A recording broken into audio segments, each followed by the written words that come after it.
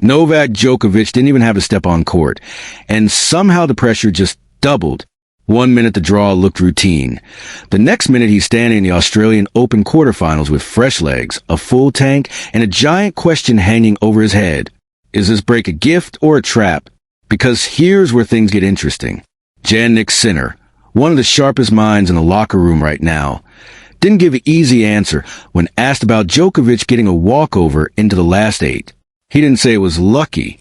He didn't say it was unfair. He said something way more telling. He said it depends. And when a rival like Sinner says it depends about Novak Djokovic, you listen.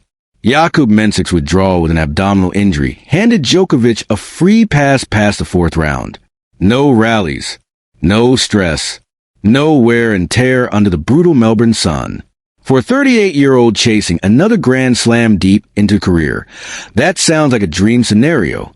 Extra recovery time has been Djokovic's best friend in recent seasons. Every tournament now is about energy management. Every match is about preservation as much as domination. But tennis is never that simple, and Sinner made that clear without directly saying Novak should be worried. He pointed out something players rarely admit out loud. Rhythm matters. Matches aren't just physical battles. They are timing exercises. You don't just show up sharp. You build sharpness through competition, through scoreboard tension, through those tight moments at deuce when your heart rate spikes and your instincts take over. Djokovic didn't get that in the 4th round. Instead of battling through pressure points, he was probably on a practice court, hitting control drills, staying loose, trying to simulate intensity that only real matches can bring. That's the double-edged sword Sinner was talking about. On one side, Novak walks into the quarterfinal with less mileage on the body than almost anyone left in the draw. At this stage of his career, that is priceless. On the other side, he hasn't felt real match stress since the 3rd round. And now he's jumping straight into a high-stakes showdown against Lorenzo Musetti, a player with flair, variety, and nothing to lose. Sinner knows exactly how dangerous that combination can be. He's seen Djokovic enough times to understand that Novak thrives on rhythm. When Djokovic gets into that metronome mode, where every ball lands deep and every rally feels like a slow suffocation, he becomes nearly impossible to break. But disrupt that rhythm, and for a few games, even the greatest returner of all time can look human. That's the window Musetti will be staring at when he walks onto Rod Laver Arena. Now let's talk about the matchup, because history screams one thing, but momentum whispers another. Djokovic leads their head-to-head 9 wins to 1. That's not a rivalry. That's a pattern. Musetti has felt Novak's level again and again, and he's been honest about it.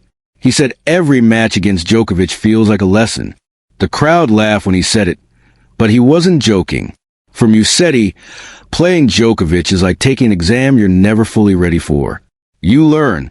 You improve, but passing the test is a different story. Still, there's something different about facing a legend when the circumstances are unusual. Djokovic didn't grind through a brutal 4th round 5-setter. He didn't have to solve problems under pressure. Musetti, meanwhile, is coming off a hard-fought win and has been living in match intensity mode. That could matter in the first set more than people think. If Musetti starts fast, throws and drops shots, changes pace, pulls Novak wide, and forces him to react instead of dictate, we could see a slightly cold Djokovic early on. Not out of shape, not slow, just not fully locked in yet. And against a shot maker like Musetti, a slow start can snowball into scoreboard pressure. That's where Sinner's comment really hits. He said extra rest can give you more energy than your opponent. True, but he also said it can break rhythm. Also true, and against a creative player, broken rhythm is dangerous. Now here's the part nobody wants to say out loud. Djokovic at 38 is not the same as Djokovic at 28. He's smarter, more efficient, but he needs to manage his body more carefully. Every unexpected break in routine can be a small adjustment. Even sleeping patterns, practice intensity, and matchday adrenaline cycles change when a scheduled match disappears. Top players are creatures of habit. You prepare mentally to compete on a certain day. When that day suddenly becomes a rest day, it sounds nice, but it can throw off your internal clock. Sinner understands that because he's building his own Grand Slam routines now. He's learning how every detail matters in the second week of a major. His answer wasn't speculation.